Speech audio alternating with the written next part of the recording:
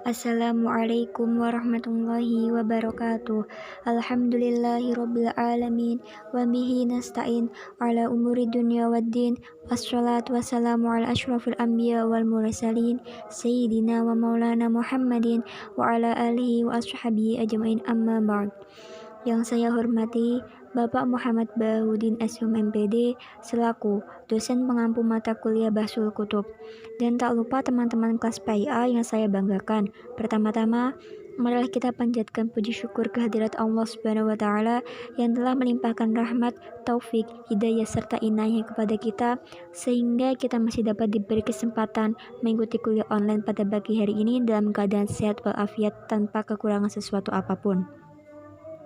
Kemudian sholawat ma'asalam tak lupa kita haturkan pada junjungan kita Nabiullah Nabi Agung Muhammad Shallallahu Alaihi Wasallam yang kita nantikan syafaatnya di yaumil kiamah nanti. Semoga kita mendapatkan syafaat beliau, amin ya robbal alamin. Langsung saja perkenalkan, nama saya Meilinda Ivanka, NIM 1910110017. Di sini saya akan menjelaskan tentang bab pendidikan yang meliputi larangan durhaka, memutus tali silaturahim, banyak kata tidak guna, menghamburkan uang, yang diambil dari hadis Sahih Bukhari nomor 2231.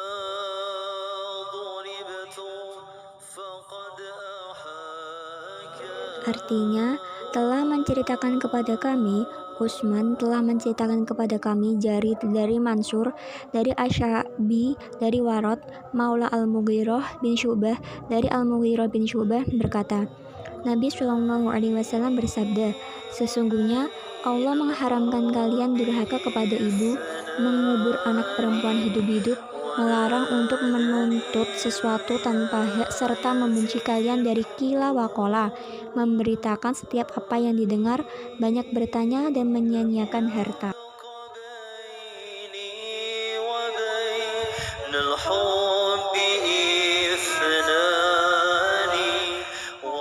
Di sini ada kritik sanad, arti perkata hadis.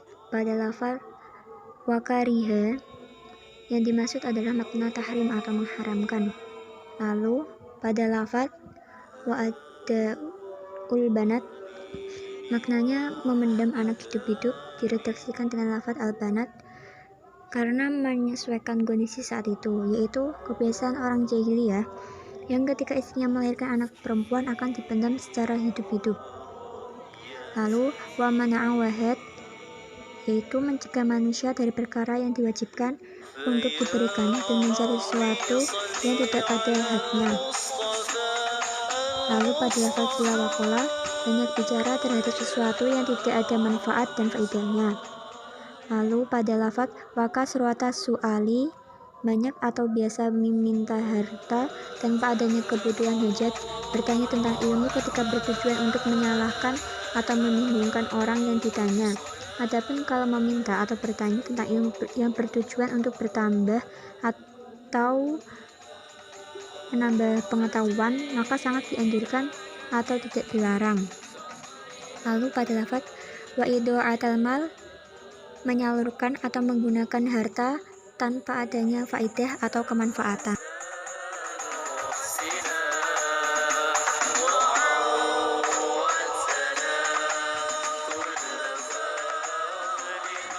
Dari hadis di atas dapat urut-urutan sanad sebagai berikut, yaitu Utsman bin Muhammad bin Ibrahim bin Utsman, Jarir bin Abdul Hamid bin Qurt, Mansur bin Al-Mu'tamir, Amir bin Syahril, Warad, Al-Mughirah bin Syu'bah bin Abi Amir. Setelah diketahui urutan-urutan sanadnya, berikutnya adalah biografi dari perawi di atas. Yang pertama, Utsman bin Muhammad bin Ibrahim bin Utsman. Nama lengkap Utsman bin Muhammad bin Ibrahim bin Utsman al-Abashi Abu al-Hasan ibnu Abi Syaibah. Lahir di Kufah, kalangan tabi'ul alba atau kalangan tua. Kunyah Abu al-Hasan, negeri hidup Kufah, wafat 239 Hijriah. Komentar ulama: Az-Zahabi Hafid, Yahya bin Ma'in Sikoh, Al-Ajli Sikoh, Ibnu Hibban disebutkan dalam As-Sikoh, Ibnu Hajar Sikoh Hafid. Kedua, Jarir bin Abdul Hamid bin Qurt. Nama lengkap Jarir bin Abdul Hamid bin Qurt Abu Abdullah. Lahir Kufah, kalangan tabi'ut tabi'in, kalangan pertengahan. Kunyah Abu Abdullah, negeri hidup Kufah, wafat 188 Hijriah. Komentar ulama: Abu Hatim Ar-Razi Sikoh, An-Nasai Sikoh, Muhammad bin Sa'ad Sikoh. Yang ketiga, Mansur bin Al-Mu'tamir. Nama lengkap Mansur bin Al-Mu'tamir. Lahir tidak diketahui pastinya tahun berapa, kalangan tabi'in, tidak jumpa dengan sahabat. Kunyah Abu Ittab, negeri hidup Kufah, wafat tahun 132 Hijriah. Komentar ulama: Al-Ajli Sikoh Sabat, Ibnu Hajar Al-Asqalani Sikoh Sabat, Abu Hatim Sikoh, Ibnu Sa'ad Sikoh Ma'mun. Yang keempat, Amir bin Syahril. Nama lengkap Amir bin Syahril Asy-Sya'bi Al-Humairi Abu Amru. Lahir Kufah, kalangan tabi'in, kalangan pertengahan. Kunyah Abu Amru, negeri hidup Kufah, wafat 104 Hijriah. Komentar: Yahya bin Ma'in Sikoh, Abu Zur'ah Sikoh, Ibnu Hajar Al-Asqalani Sikoh masyhur, Az-Zahabi seorang tokoh. Kelima, Warot. Nama lengkap Warot As-Saqafi Abu Sa'id. Lahir Kufah, kalangan tabi'ut tabi'in, kalangan pertengahan. Kunyah Abu Sa'id, negeri hidup Kufah, wafat tidak diketahui pastinya tahun berapa. Komentar ulama: Ibnu Hibban disebutkan dalam As-Sikoh, Az-Zahabi Sikoh. Yang terakhir, Al-Mughirah bin Syu'bah bin Abi Amir. Nama lengkap Al-Mughirah bin Syu'bah bin Abi Amir Abu Isa. Lahir Kufah, kalangan sahabat. Kunyah Abu Isa, negeri hidup Kufah, wafat 50 Hijriah. Komentar ulama terhadap rawi sahabat: setelah mengetahui pemaparan biografi perawinya, dapat disimpulkan bahwa hadis Sahih Bukhari nomor 2231 itu tergolong hadis sahih, yang mana dari komentar ulama mengenai perawi hadis tersebut menyatakan sikoh.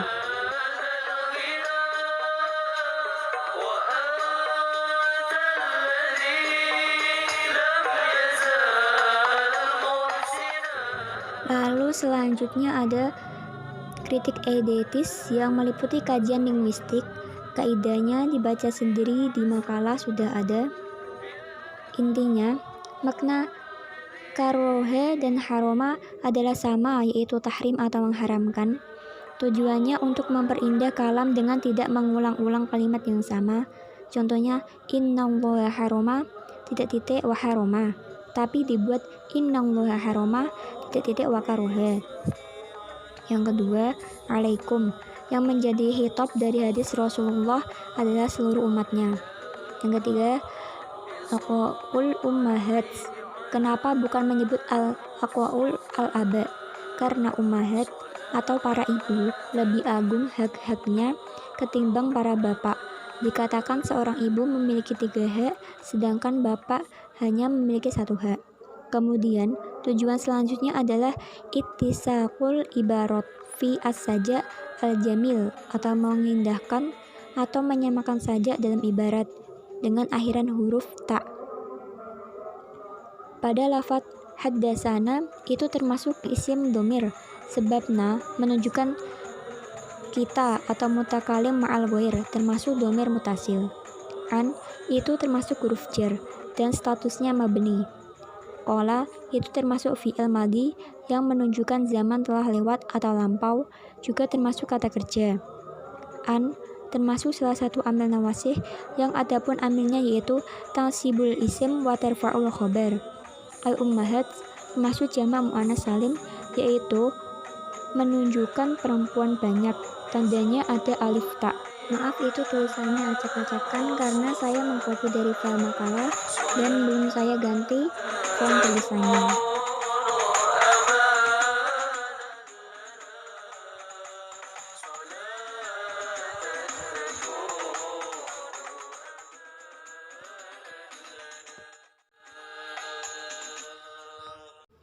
Yang selanjutnya ada kajian tematis komprehensif. Kajian ini berkaitan dengan mempertimbangkan teks-teks hadis lain yang memiliki tema yang serupa, baik dari segi lafadz ataupun maknanya. Nah, di situ ada beberapa hadis yang sama temanya dengan hadis riwayat Bukhari nomor 2231. Hadisnya bisa dibaca sendiri di makalah juga sudah ada. Lalu ada kajian konfirmatif, yaitu kajian yang berfungsi untuk mengkonfirmasikan makna hadis dengan petunjuk-petunjuk Al-Quran. Dalam hal ini, berkaitan dengan hadis Bukhari nomor 2231, penulis mencoba mengkonfirmasikan hadis tersebut dengan beberapa ayat Al-Quran yang bersinggungan dengan tema di atas. Salah satunya yaitu dalam surah Al-Isra ayat 23. Menurut Sayyid Qutb, susunan ayat yang seperti itu merupakan sebuah deklarasi akan tingginya nilai berbakti kepada kedua orang tua di sisi Allah, atau disebut dengan birrul walidain. Pada redaksi selanjutnya, baru disebutkan yang termasuk birrul walidain. Yang pertama, jangan berkata hus atau semacamnya. Menurut Ibnu Katsir, kata tersebut sebuah kata yang paling sederhana atau ringan dan juga buruk yang dilarang. Yang kedua, dilarang membentak orang tua. Ibnu Katsir mengatakan bahwa redaksi tersebut memberi artian larangan melawan orang tua, terlebih melawannya dengan tangan. Yang pertama yakni ayat Al-Quran tentang larangan durhaka kepada kedua orang tua. Islam mengajarkan seorang anak untuk berlaku sopan dan bertutur kata yang lembut kepada orang tuanya. Adapun mereka yang berkata kasar, membentak, memukul, bahkan memasang muka masam di depan kedua orang tua, maka perlakuan-perlakuan tersebut itu dikategorikan dalam perbuatan yang durhaka. Salah satu ciri durhaka kepada orang tua yaitu berkata hus, atau yang paling kurang baik itu membentak. Islam mewajibkan setiap anak untuk berbuat baik kepada kedua orang tuanya. Bahkan perkataan juga dilarang, apalagi meninggikan suara di depan orang tua atau membentak. Sungguh perbuatan tersebut itu benar-benar dilarang oleh Allah Subhanahu wa Ta'ala.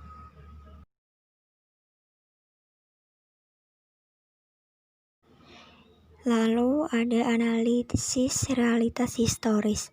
Dalam memahami hadis di sini adalah memahami hadis dengan cara memperhatikan dan mengkaji situasi atau peristiwa yang terkait latar belakang munculnya hadis.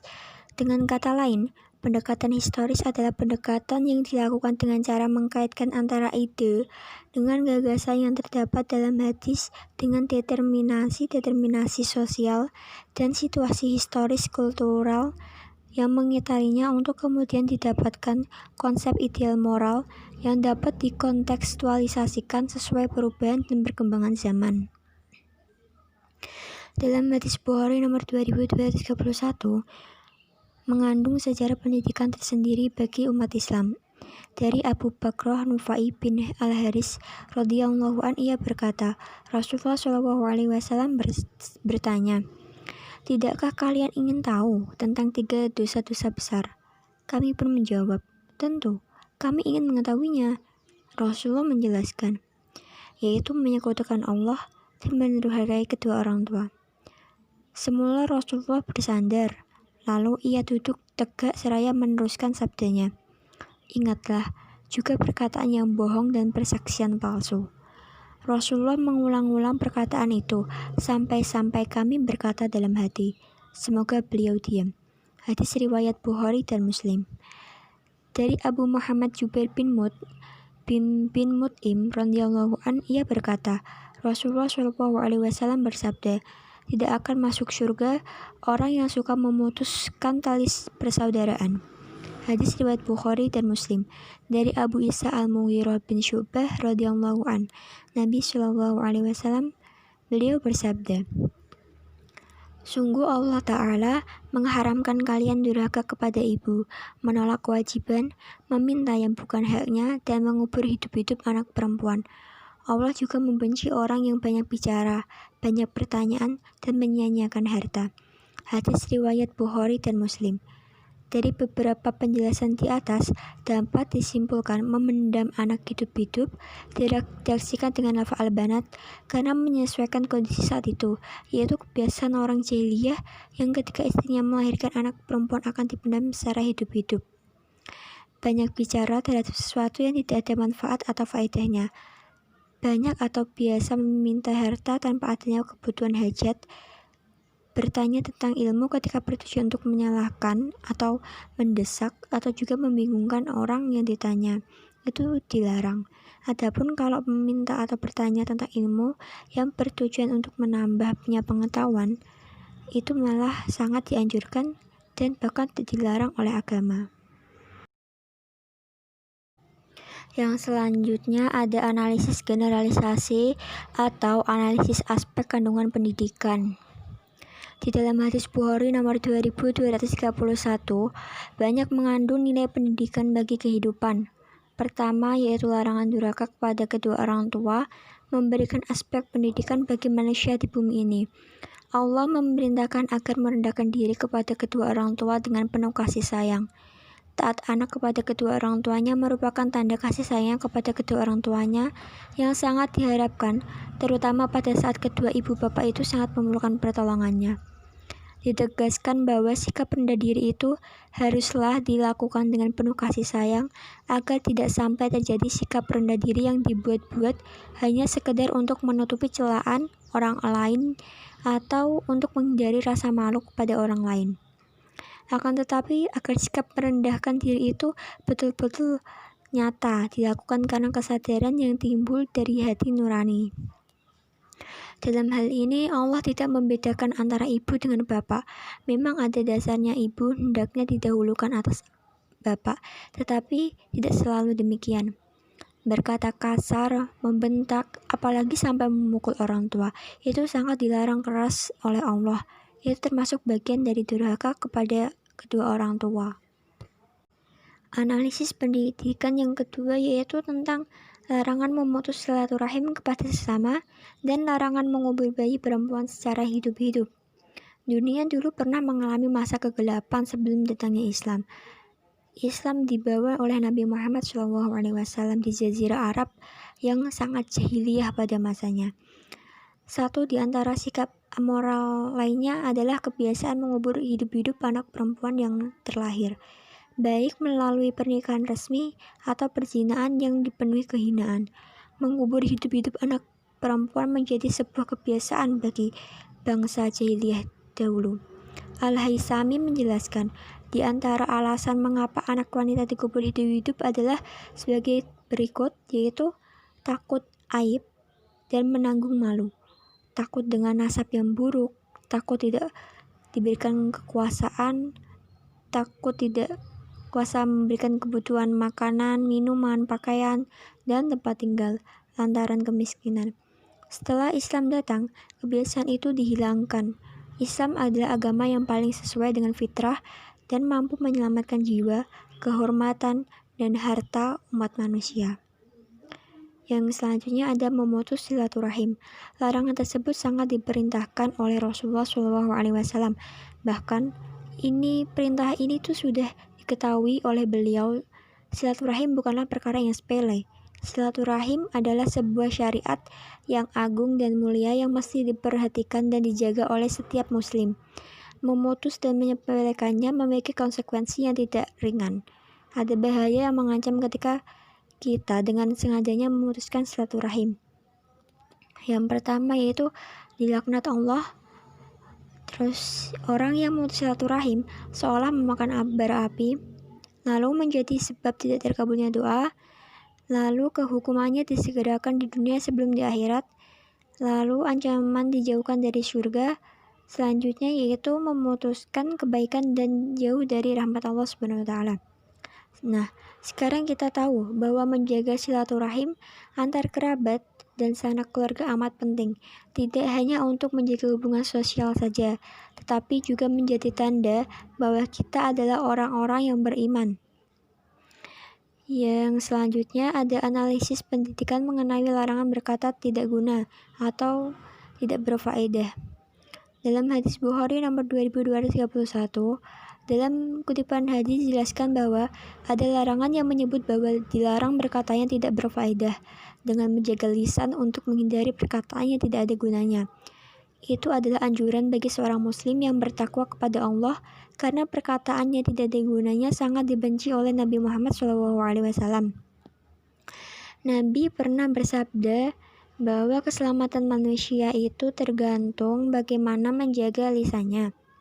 Karena ibarat lisan adalah sebuah pisau yang bisa melukai seseorang yang tidak ada gunanya, dan itu adalah anjuran bagi seorang muslim yang bertakwa kepada Allah. Nabi pun juga pernah bersabda, keselamatan manusia tergantung bagaimana menjaga lisannya, karena ibarat lisan adalah sebuah pisau yang bisa melukai seseorang. Kemudian di dalam hadis Bukhari terdapat pendidikan untuk jangan berlaku boros atau menghambur-hamburkan uang dan harta, baik itu berupa harta apapun. Dalam membelanjakan harta, Allah menerangkan keadaan orang-orang yang kikir dan pemboros dengan menggunakan ungkapan jangan menjadikan tangan terbelenggu pada leher, tetapi juga jangan terlalu mengelurkannya. Ungkapan yang kedua ini berarti melarang orang berlaku boros dalam membelanjakan harta sehingga melebihi kemampuan yang dimilikinya. Kebiasaan memboroskan harta akan mengakibatkan seseorang tidak mempunyai simpanan atau tabungan yang bisa digunakan ketika dibutuhkan sewaktu-waktu.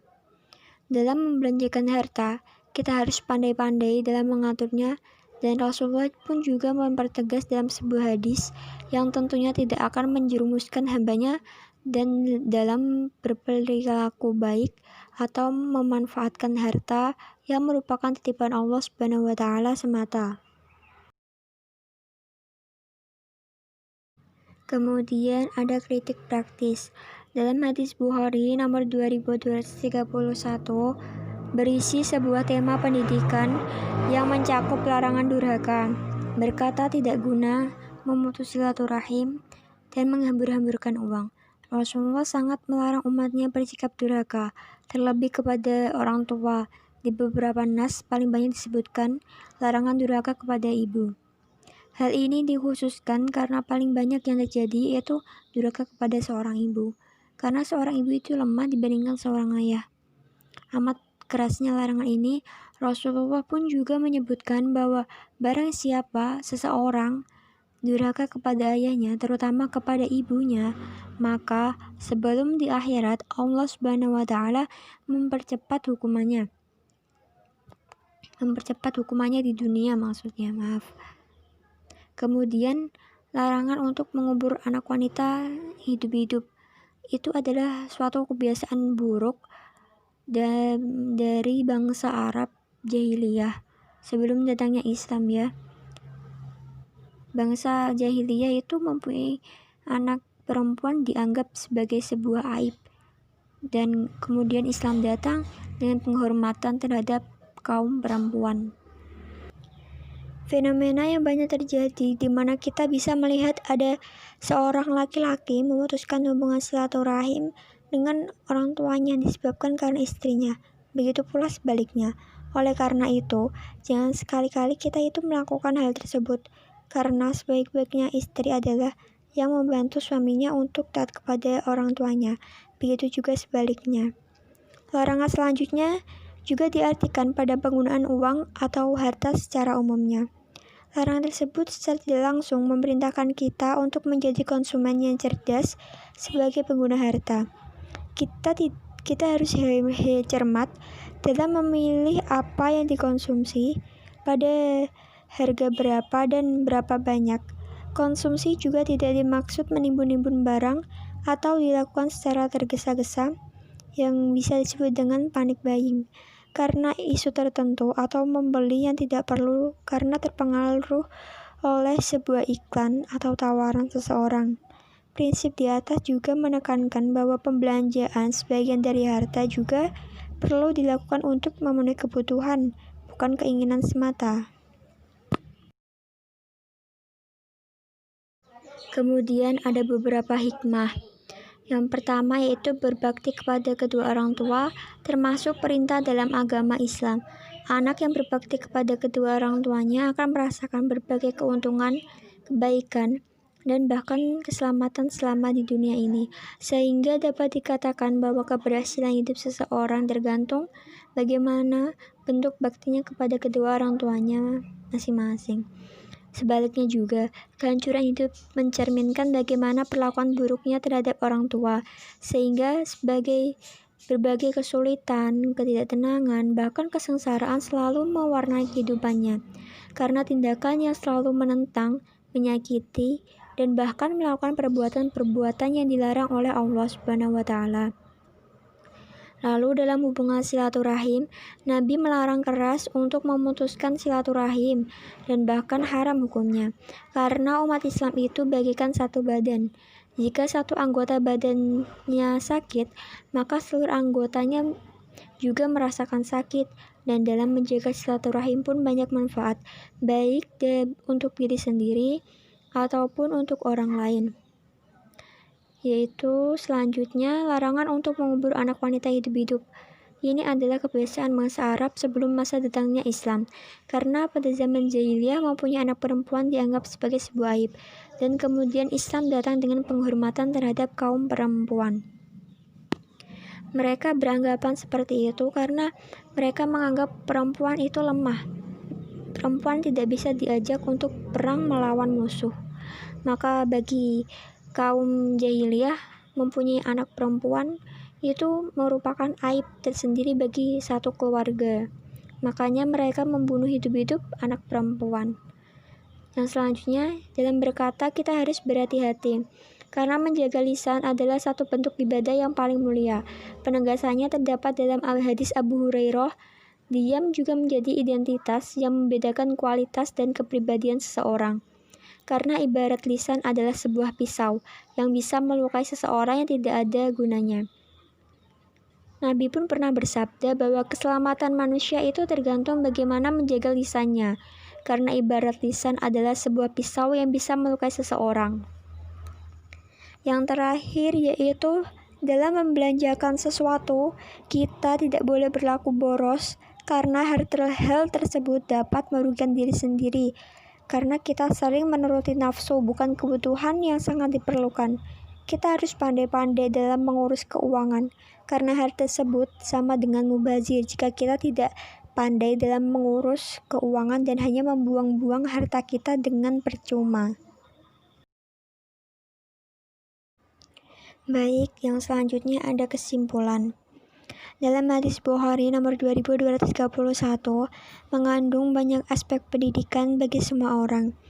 Di antaranya tentang larangan durhaka kepada kedua orang tua, memutus silaturahim, dan mengubur anak perempuan hidup-hidup, berkata tak guna, dan serta menghamburkan uang.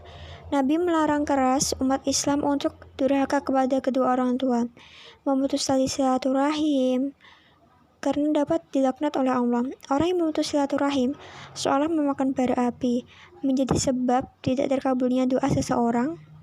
Hukumannya disegerakan di dunia sebelum di akhirat, ancaman dijauhkan dari surga, dan memutus kebaikan dan jauh dari rahmat Allah Subhanahu wa Ta'ala.